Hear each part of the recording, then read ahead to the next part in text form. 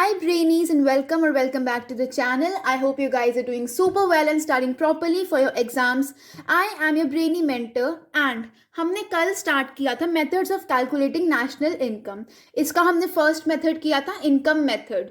ठीक है, अब आज हम करेंगे next method that is the expenditure method. ठीक है, सो लेट्स स्टार्ट. जो हमारा आता है एक्सपेंडिचर मेथड, इसके हमारे पास है 4 कॉम्पोनेंट्स. इनकम मेथड के हमारे पास 3 कॉम्पोनेंट्स थे. कौन से? Compensation of employees, operating surplus and mixed income of self employed. Expenditure method के हमारे पास 4 कॉम्पोनेंट्स हैं. एक एक करके सभी कॉम्पोनेंट्स हम देखेंगे. सबसे पहला कॉम्पोनेंट आता है प्राइवेट फाइनल कंजम्पशन एक्सपेंडिचर. ठीक है, और इसके अंदर और क्या क्या आ सकता है? Final consumption expenditure by house hold या फिर final consumption expenditure bye NGOs. अगर इन दोनों को हम ऐड भी कर देते हैं तो भी हमारे पास क्या आता है? प्राइवेट फाइनल कंजम्पशन एक्सपेंडिचर, जो मतलब प्राइवेट पीपल करते हैं, हाउस होल्ड्स करते हैं, उसको हम बोलते हैं. ठीक है, उसके बाद आता है गवर्नमेंट फाइनल कंजम्पशन एक्सपेंडिचर. ये कौन करता है? ये हमारी गवर्नमेंट करती है. Then we have gross domestic capital formation. Gross domestic capital formation जिसको हम बोलते हैं इन्वेस्टमेंट एक्सपेंडिचर. और ये कौन करता है? ये करती हैं हमारी फर्म्स. ठीक है, तो पहले हमने पढ़ा जो प्राइवेट फाइनल कंजम्पशन एक्सपेंडिचर है वो हाउस होल्ड्स करते हैं. फिर government final consumption expenditure government करती है. फिर ग्रॉस डोमेस्टिक कैपिटल फॉर्मेशन या फिर इन्वेस्टमेंट एक्सपेंडिचर कौन करता है? फर्म्स करती हैं. क्लियर? अब government gross domestic capital formation के अंदर क्या क्या आता है? सबसे पहले आता है gross domestic fixed capital formation या फिर हम उसको बोलते हैं फिक्स्ड इन्वेस्टमेंट. ठीक है, इसको हम बोलते हैं GDFCF. याद कर सकते हो but you have to write the full name only. या फिर फिक्स्ड इन्वेस्टमेंट. अब ये जो हमारी GDFCF होती है इसको हम कैसे कैलकुलेट करते हैं? Business fixed investment plus government fixed investment plus residential fixed investment. इतनी डिटेल नहीं आती, जस्ट रिमेंबर कर लेना कि ऐसे ऐड होके हमारे पास क्या आती है? Gross domestic fixed capital formation. एक कंपोनेंट ये हो गया. सेकंड आता है चेंज इन स्टॉक और इन्वेंट्री इन्वेस्टमेंट. ये किसका पार्ट है? इन्वेस्टमेंट एक्सपेंडिचर के ही पार्ट हैं दोनों के दोनों. चेंज इन स्टॉक क्या होता है? Closing stock minus opening stock. ठीक है, ये हो गया हमारा third component gross domestic capital formation GDCF. अब लास्ट हमारे पास कंपोनेंट आता है नेट एक्सपोर्ट्स. तो नेट एक्सपोर्ट्स कौन किसका पार्ट होते हैं? Rest of the world sector का पार्ट होते हैं. नेट एक्सपोर्ट्स होते क्या है? Exports minus imports. ठीक है, अब हमने कैलकुलेट करनी है नेशनल इनकम जो कि होती है NNP एट FC. तो हम कैसे करेंगे? देखो, अगर हम चारों के चारों कंपोनेंट्स ऐड कर देते हैं तो हमारे पास क्या आता है? GDP at MP.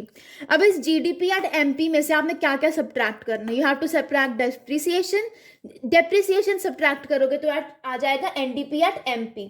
फिर आपको क्या सब्ट्रैक्ट करना है? NIT सब्ट्रैक्ट करोगे तो क्या आ जाएगा? NDP एट FC, जो कि हमारी क्या होती है? Domestic income.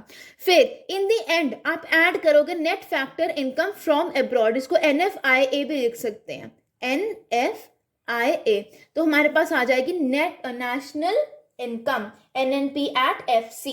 यही था, बस एक बार फिर से गो थ्रू करेंगे फ्रॉम हेयर ओनली. सबसे पहले क्या आता है? Private final consumption expenditure. और इसके अंदर क्या क्या आता है? Consumption expenditure by households and by NGOs. फिर हमारे पास आता है गवर्नमेंट फाइनल कंजम्पशन एक्सपेंडिचर. फिर हमारे पास आता है ग्रॉस डोमेस्टिक कैपिटल फॉर्मेशन, जिसको हम क्या बोलते हैं? इन्वेस्टमेंट एक्सपेंडिचर भी बोलते हैं. और हमने क्या पढ़ा था? इसके अंदर क्या होता है? Gross domestic fixed capital formation plus change in stock, इसको हम बोलते हैं इन्वेस्टमेंट एक्सपेंडिचर. फिर आते हैं नेट एक्सपोर्ट्स जो कि होते हैं एक्सपोर्ट्स माइनस इंपोर्ट्स. अब इन सबको ऐड करके हमारे पास आ जाता है GDP एट MP. फिर हम डेप्रिसिएशन माइनस करते हैं, NIT माइनस करते हैं और ऐड कर देते हैं net factor income from abroad. तो हमारे पास आ जाती है national income NNP at FC. अब एक क्वेश्चन करेंगे और फिर क्लियर हो जाएगा. ठीक है, ओके. सो ये हमारे पास क्वेश्चन है. इसके अकॉर्डिंग हमें क्या फाइंड करना है? हमें नेशनल इनकम फाइंड करनी है. So we have to calculate NNP at FC. सबसे पहले क्या होता है? हम क्या क्या ऐड करेंगे? Private final consumption expenditure add कर देंगे, government final consumption expenditure add कर देंगे, ग्रॉस डोमेस्टिक कैपिटल फॉर्मेशन भी हम ऐड कर देंगे. तो क्या आ जाएगा? पहले 5000 प्लस 3000 प्लस 1000.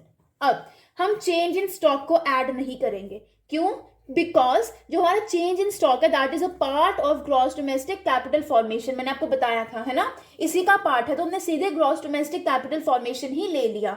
अब और क्या ऐड करते हैं हम, नेट एक्सपोर्ट्स ऐड करते हैं, बट हमारे पास नेट एक्सपोर्ट्स नहीं है, हमारे पास क्या गिवन है, नेट इंपोर्ट्स। तो हम नेट इंपोर्ट्स को सब्ट्रैक्ट कर लेंगे क्योंकि ऐड का ऑप्शन ही नहीं है, ठीक है। ऐड को हम क्या करते हैं, नेट एक्सपोर्ट्स को ऐड करते हैं।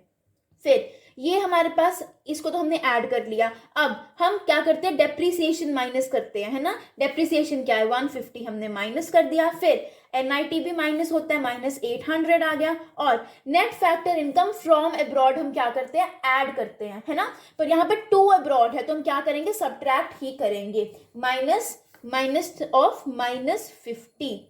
अगर हमने सॉल्व किया तो आ जाएगा 5 6 7 8 9 9000 -200, ये 350 आ जाएगा, -800 प्लस 50, कैलकुलेट करेंगे पूरा, 9800 -300। इसको अगर हमने सॉल्व किया तो ये हमारे पास आ जाएगा 8500 करोर्स। तो ये हमारा आंसर हो जाएगा। ऐसे करके कैलकुलेट करना है, ठीक है।